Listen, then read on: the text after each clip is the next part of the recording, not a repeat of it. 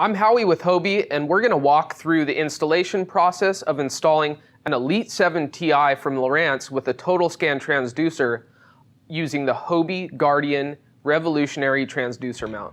I've already removed the Guardian plate from the bottom of the boat by unscrewing these screws holding the plate to the brass inserts molded into the boat.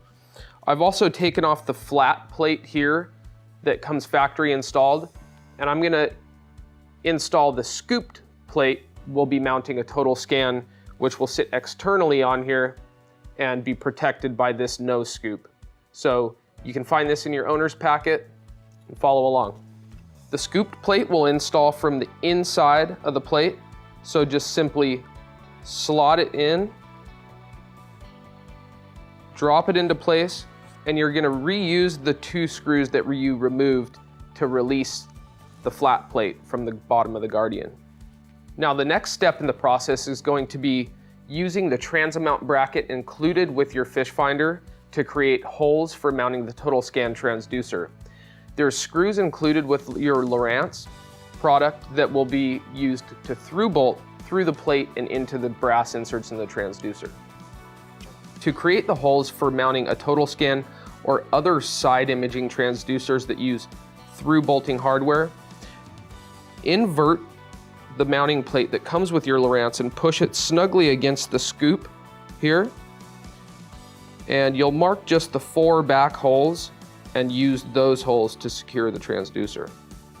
So I'm going to line it up nice and straight and make sure that it's flush with the nose scoop.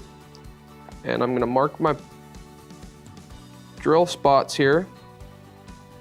And I'm going to go in with a 532 bit and drill my mounting holes here.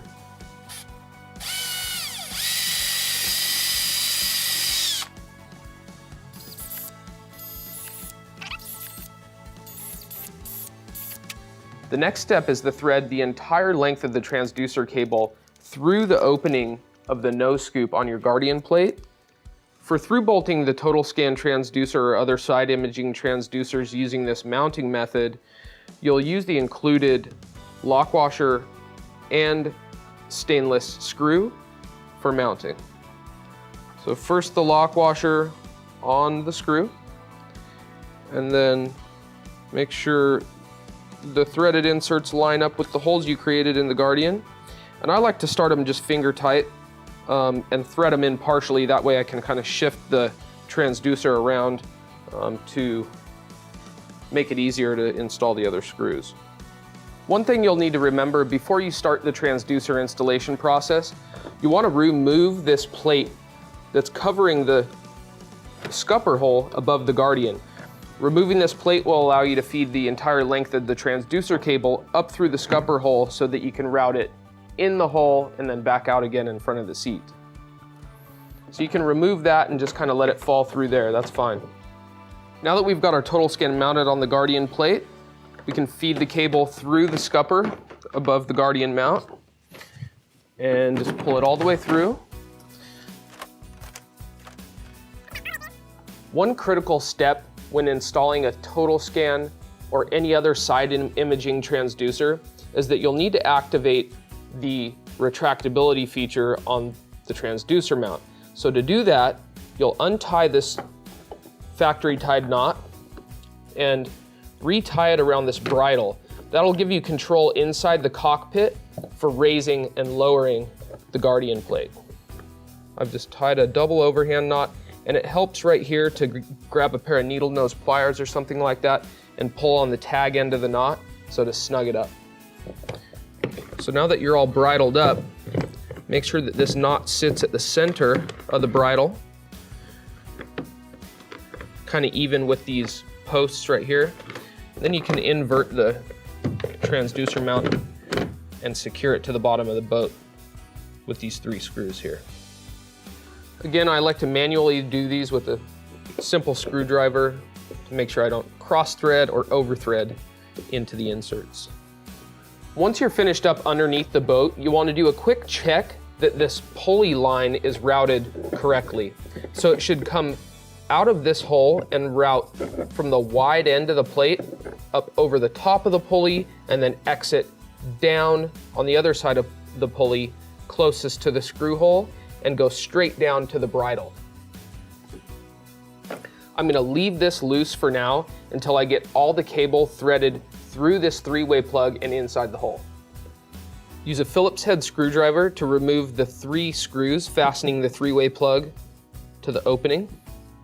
Included with your owner's packet will be a bunch of rubber fittings, so you want to find the one that fits around the transducer cable snugly and won't let any water in once it's closed up.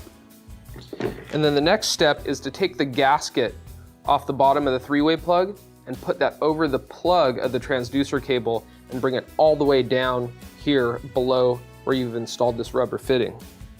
Slip the lipped side of the gasket over the plug first and pull it all the way down,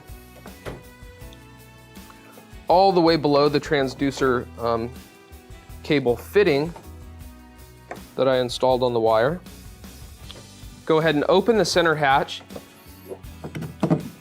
feed the cable all the way through, and then go ahead and pull the entire length of the cable. So I've removed the solid plug from the 3-way plug, and I'm just gonna go ahead and slip our 3-way plug assembly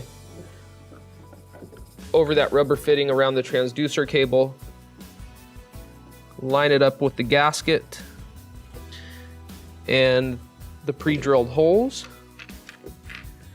and then these small screws will go in, and you want to fasten this down snugly but not too tight. You don't want to compress the gasket too much. Once you've finished that, you can fasten this plate into place. That'll prevent things like weights and soft plastic baits going down into the cavity. Once you're finished running the transducer cable that far, you can go ahead and set up your power supply cord.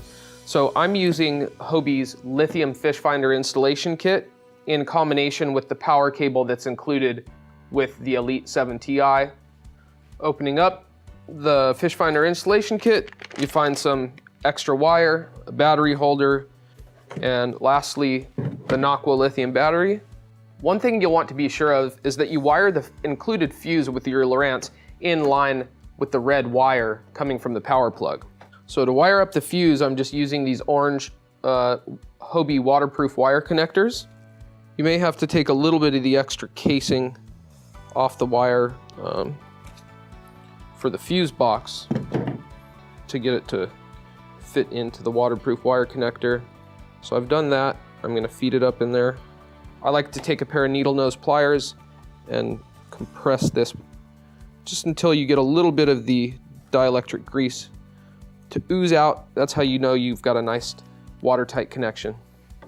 I'm not gonna need to utilize any of the extension wire for my project because I'm just going from right in front of the seat to the sail mast receiver where I'll mount my battery. But if you were running a battery back to the back of the boat or somewhere else where you need some extra cable, you've got it. So my next step now is to take the plug component out of the packaging that comes with the Nocqua. And the same steps will apply if you're using one of the Hobie 12-volt batteries as well.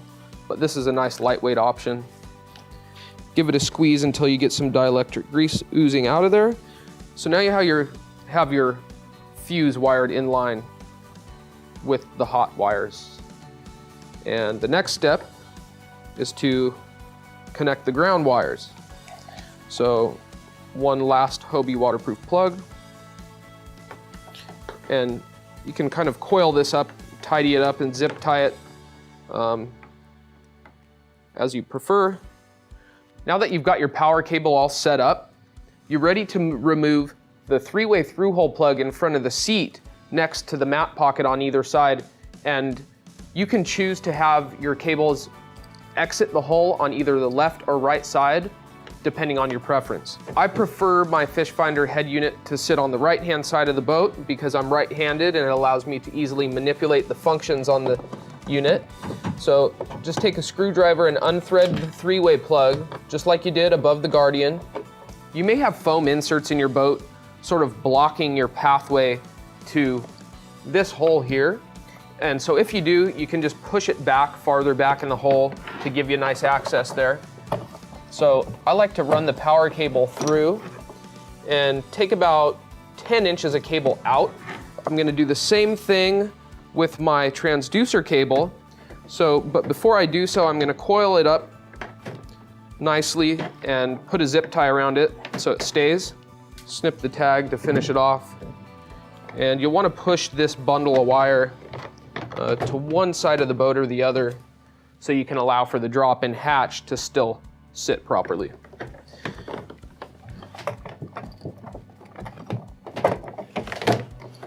I've found the individual through-hole fittings that match the diameter of each the power cable and the transducer cable. The transducer cable is slightly heavier in gauge than the power cable, so you need slightly different sized plugs. Slip the gasket over the head of both of the plugs, slide it down past the through-hole fittings, remove 2 of the plugs from the 3-way plug. So one there, and kind of push it up from the bottom. The other one there, push them up snugly through the bottom, and then gently feed the cable in, match the gasket up to the template. The easiest way I've found to approach this is to come under the rail with a screwdriver, and you have pretty good access there. I'm gonna go ahead and house my fish finder battery in this Hobie battery holder that will come inside the fish finder installation kit. And it's got this 2-part clamp on the back of it for attaching to the sail mount inside the front hatch of the kayak. I prefer to zip tie the wire connectors and the fuse components up high on the sail mast, up off the floor of the kayak. That way nothing's ever sitting in water in the event you do get a little bit of water inside the hole. And I leave the plug short enough so when it hangs, it's not on the floor of the kayak. Go ahead and slip the Velcro top of the Naqua over the frame of the battery holder and back into place. And then you've got your plug end exposed here. Just gonna pull out a little bit more length so I can access it. And then what you'll wanna do, there's a small black tab, an alignment tab on that male end of the plug. Make sure that aligns with the recess on the female end of the plug, and that you screw the cap on to make that a watertight connection. The last phase of the installation is mounting the head unit to your kayak. To do that, I'm using a Ram trackball that's available through Hobie Parts and Accessories, and I'm also using a Ram Elite 7 Ti fish finder mount that snaps into the back of the head unit. The new Outback conveniently has track built into the top of the H-rail, so you can either choose to insert your ram ball there and tighten it down so it's closer to the center of the cockpit, or you can come outboard to the H-Track Deluxe and mount it there. Go ahead and snap the head unit onto the mount until it clicks into place.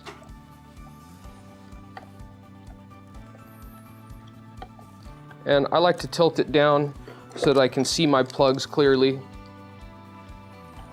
Align the tabs on the plug, screw the cap into place.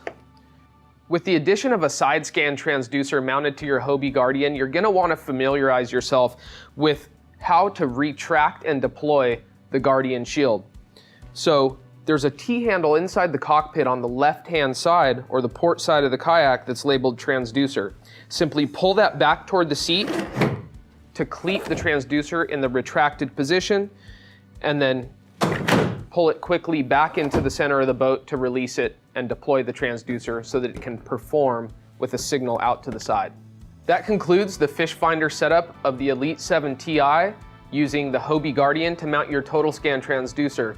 The beauty of a Totalscan transducer is now you don't just have eyes up and down in the water column, you can see structure and fish out to the sides as well. And with the Hobie Guardian transducer mount, there's no worries of damaging your transducer during loading or transport.